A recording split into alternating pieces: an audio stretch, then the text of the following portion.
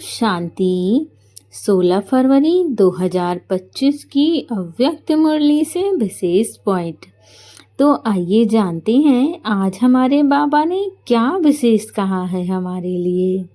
तो पहला पॉइंट है, मीठे बच्चे पूर्वज और पूज्य के समान में रहे, विश्व की हर आत्मा की पालना करो, दुआएं दो, दुआएं लो।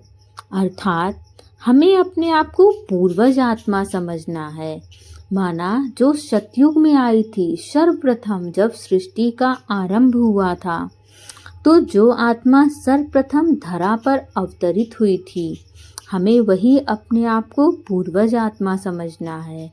और जो आत्मा धरा पर अवतरित हुई थी वो कोई सामान्य आत्मा नहीं थी, वो देवी देवता थी।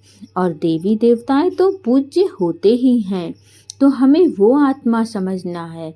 और जैसे ही हम अपने आप को देवी देवता समझते हैं तो हमारे अंदर बाबा की सभी दिव्य शक्तियाँ स्वतः इमर्ज हो जाती हैं। जब हम अपने आप को देवी देवता समझते हैं तो आत्मा के सभी अवगुण संपूर्ण रूप से समाप्त हो जाते हैं।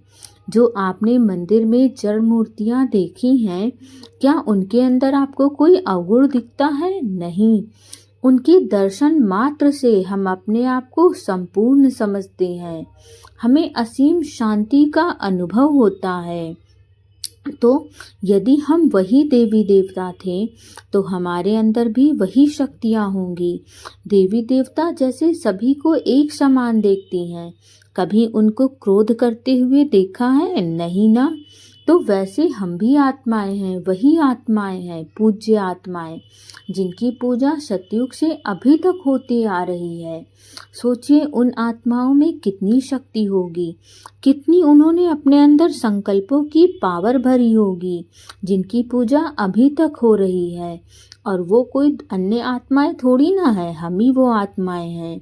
तो हमें अपने अंदर वो सभी शक्तियों को इमर्ज करना है। जहाँ शांति की आवश्यकता हो तुरंत हमारी वो शक्ति इमर्ज हो जाए। जहाँ शुभ भावना की कामना हो वहाँ तुरंत हमारे अंदर शुभ भावना इमर्ज हो, ना कि किसी दूसरी आत्मा को तरक्की करते हुए देखने पर जेलसी की भावना उत्पन्न हो। देवी देवता कभी किसी से ईर्ष्या द्वेष नहीं करते, तो हम भी वही आत्मा हैं। इसीलिए हमें अपने आप को पूज्य आत्मा समझना है और पूर्वज आत्मा समझना है, जो सबसे पहले धरा पर आई थी, जो जिन्हें बाबा ने स्वयं चुना था सतयुग को स्थापित करने के लिए। हम वही आत्माएं हैं। तो हमें अपनी गुण और शक्तियों को फिर से याद करना है। और जब हमारे अंदर वो सभी गुण और शक्तियाँ संपूर्ण रूप से आ जाएंगी तो हम देवी देवता बन जाएंगे और सतयुग की फिर से स्थापना हो जाएगी।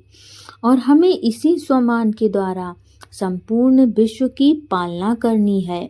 हर आत्मा को हमें देने वाली आत्मा समझना है। हम अपने आप को देने वाली आत्मा समझें। हमें उन आत्माओं को हमेशा देना है, लेना नहीं है। हमें कोई उम्मीद ही नहीं रखनी है कि कोई हमसे प्रेम से बात करे, कोई हमको आगे दे, आगे करे। हमें ऐसा बिल्कुल नहीं सोचना है, हमें सबको देना ही है।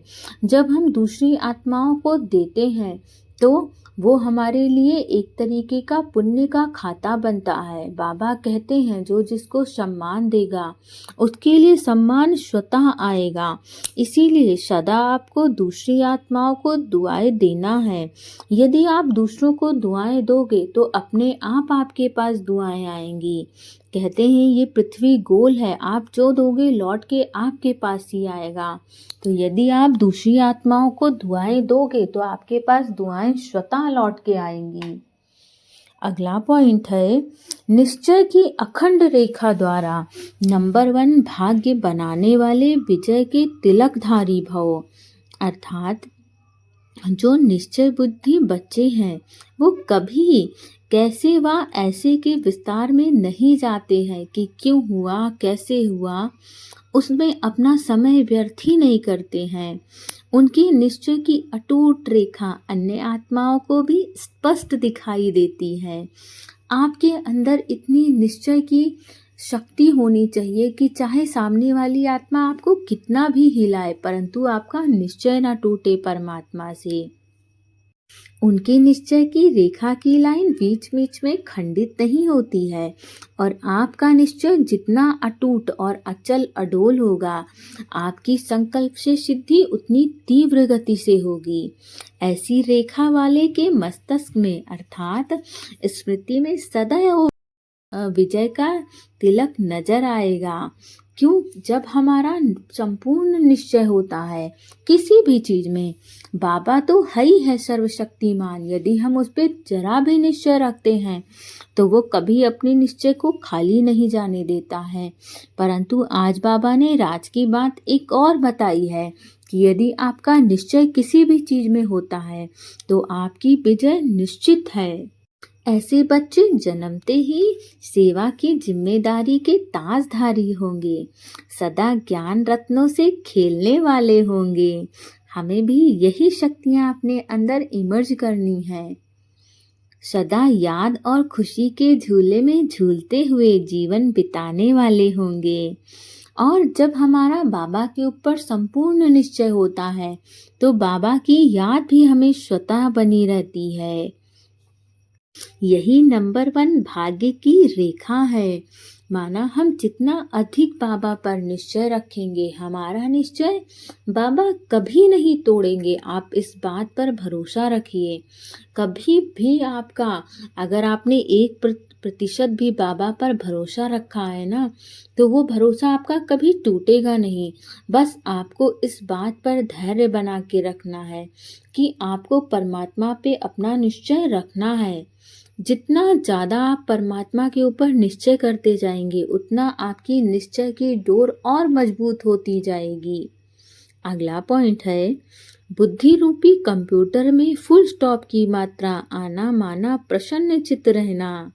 अर्थात जो हमारी बुद्धि है उसमें बहुत सारी व्यर्थ की बातें चलती रहती हैं, तो जब भी हमारी बुद्धि में व्यर्थ संकल्प चलने प्रारंभ हो, हमें उन्हें एक बिंदी के द्वारा तुरंत ऑफ करना है।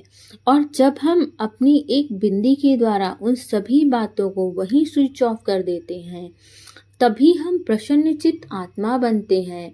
अन्यथा व्यर्थ संकल्प आपको किसी न किसी रूप में दुखी कर ही देंगे। तो यदि हम प्रसन्न रह चाहते हैं तो हमें अपने उन सभी व्यर्थ संकल्पों को एक बिंदी के रूप में समाप्त करना है। बस बाबा कहो और उस सभी बातों को वहीं समाप्त कर दो। उसके बाद भी यदि आपके व्यर्थ संकल्प नहीं समाप्त होते हैं तो आप चुपचाप बैठ के सारी बातें बाबा को सुना दो। एक बार यदि आपने बाबा को सुना दिया और बाबा को दे दिया तो वो सभी बातें स्वतः समाप्त हो जाएंगी। आपके मन में दोबारा वो नहीं चलेगा। और यदि आपके मन से व्यर्थ समाप्त हो गया तो आपके लिए खुश होना सरल हो जाएगा। ओम शांति।